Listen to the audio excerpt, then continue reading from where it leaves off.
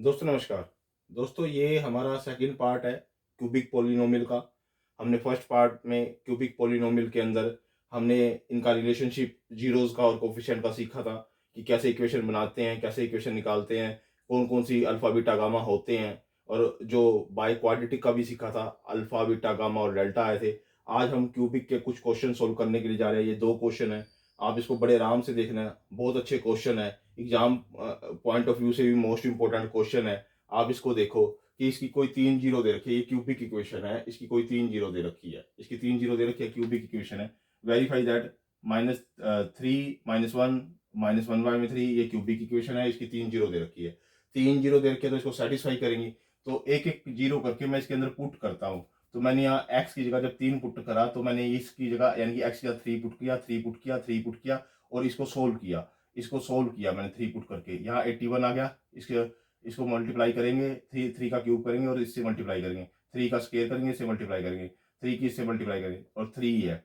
तो इसको जैसे ही सोल्व किया ये हमारे पास क्या आएगा, जीरो आएगा।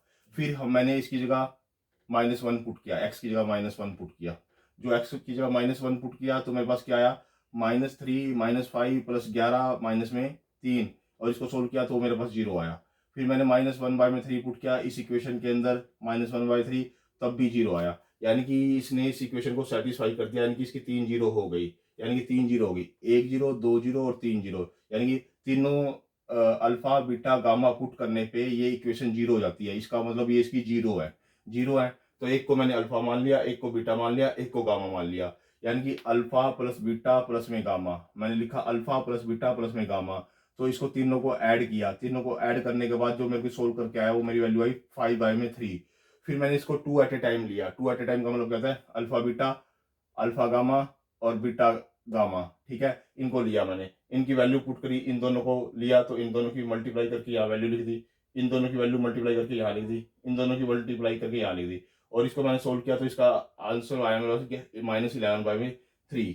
अब इसके बाद मेरे पास क्या है, फिर मैंने माइनस जो ये 3 एट ए टाइम्स कहता है जो product of the zeros alpha beta gamma, तीनों को मल्टीप्लाई किया, 1 2 3, तीनों को मैंने मल्टीप्लाई किया। तीनों को मल्टीप्लाई करने के बाद मेरी वैल्यू आई 1।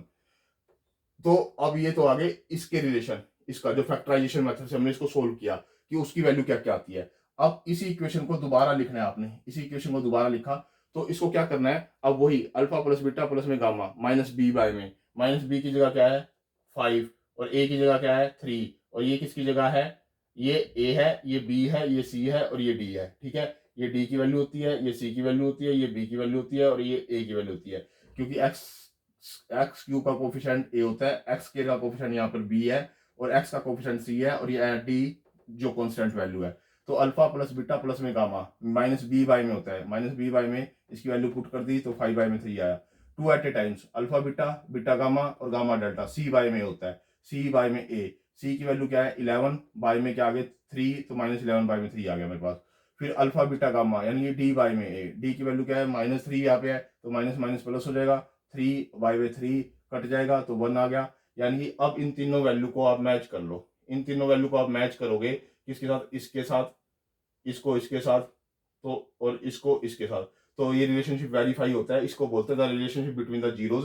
जो हमने पहले जीरो निकाली थी उससे हमने फाइंड आउट की वैल्यू और जो ये कोफिशिएंट की हेल्प से निकाली, जो कोफिशिएंट होते हैं 3 5 11 और -3, ये जो भी कोफिशिएंट है इनकी हेल्प से जो वैल्यू निकाली, इस मेथड से जो निकाली, तो ये रिलेशनशिप क्या होता है, वेरीफाई होता है। इसको बोलते हैं रिलेशनशिप वेरीफाई होना।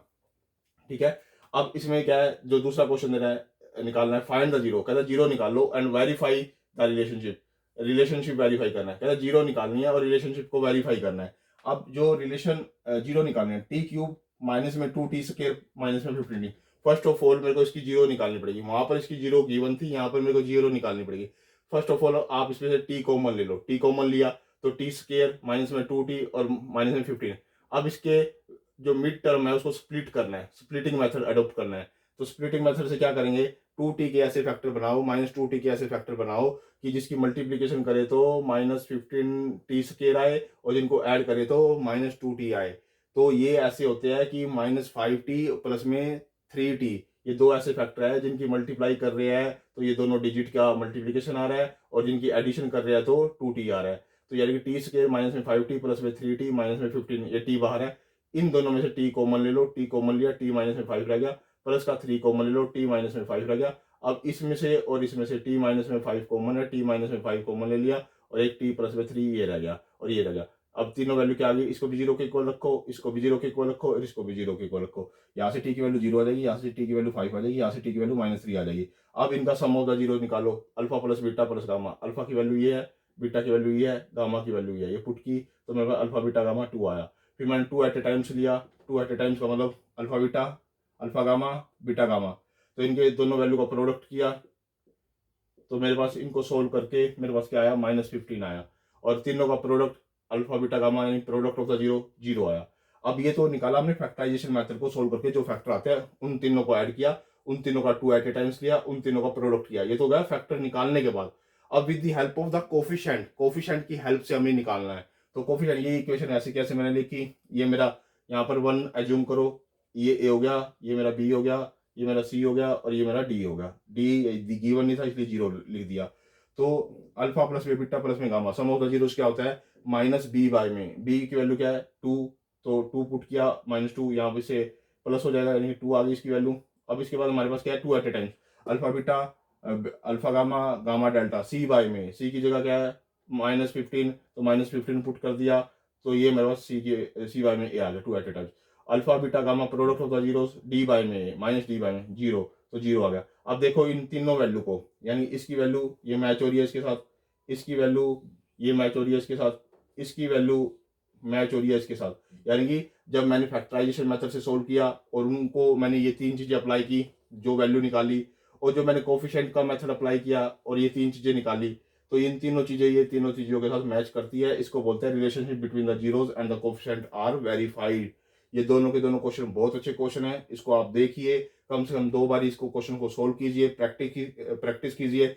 इससे आपकी कैलकुलेशन ही स्ट्रॉन्ग नहीं होती, बल्कि इवन देन आपका जो कंसेप्ट है वो माइंड में रिटेन रह जाता है। अगर कंसेप्ट माइंड में रिटेन रह जाता है तो आप इसको फॉर एवर तक याद रख सकते हो, किसी को समझा सकते हो, खुद अंडरस्टैंडिंग कर सकते हो, बेटर भी अपनी रीजनिंग बना सकते हो, एनालिसिस कर सकते हो, अपना अच्छे से क्वेश्चन का इंटरप्रिटेशन कर सकते हो। तो आप स्टार्टिंग में जो वीडियो है आप उसको 2x में मत देखिए, 3x में मत देखिए, स्पीड में मत देखिए। पहला जो सिंपल एवरेज में देखी जाती है वीडियो को हमेशा, उसमें से पता नहीं क्या कंसेप्ट आपके माइंड में सेट हो जाए, इसलिए आप जैसी है वीडियो उसी मोशन में देखिए वीडियो को। ओके दोस्तों, ये सेकंड पार्ट था वीडियो का, अब हम इसके बाद थर्ड पार्ट अपडेट करूंगा मैं। ओके दोस्तों, धन्यवाद।